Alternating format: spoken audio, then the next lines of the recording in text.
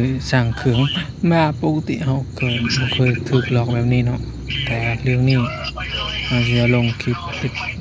สิลงคลิปให้เบิ่งเนาะตามนั้นเด้อคันบ่เชื่อก็เฮาสิลงให้เบิ่งว่าเรื่องจริงหรือเรื่องตัวบ่ได้ตัวความจริงเนาะสั่งวันที่3 เดือน 1เนาะพอดีปีใหม่เนาะลาว่าบ่ได้ตัวบ่ได้ต้มแท้คันว่าซื้อแบบว่าเมื่อการรับประกันอีก1 ปีพุ่นนะเพิ่นเว้าได้แต่เพิ่นลบออกแล้วเสียงนั้นแต่ว่าค่อยโทรทางเบอร์หมู่ค่อยอีกเพิ่นก็โทรว่าอยากสั่งโทรศัพท์อีกเพิ่นว่ารับประกันได้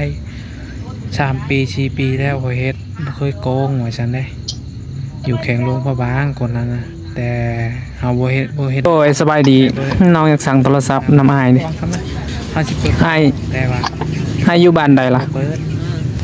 แล้ว หานางตั้งดูไข่มุกบาง แข่งโรงพยาบาลแม่นบ่ได้ตัวบ่ได้ต้มติอ้าย โอ้ลูกค้าก็ได้ของงานโดนสิโกงขนาดลูกค้าเราเคยตัวไหวเราเปิดไป3-4 ปีแล้ว แม่นบ่เจ้าแม่นบ่เจ้า แท้ เพราะว่า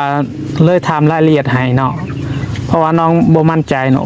คันนั้นน่ะสิพากไปทางบ่ได้ ๆ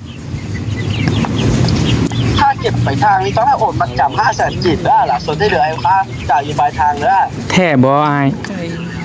แค่เด้อ แต่ว่ามีคนหนึงสั่งมาแล้ว แต่อ้ายยังบ่พากนี่นะ แบบใดแบบใด แค่เด้อ แม่นเพราะว่าโอนไปแล้ว คำบ่เชื่อ แต่ว่าเรื่องนี้น้องสิถามอ้ายเนาะอ้ายก็เว้าว่าให้สะดวกเนาะแหน่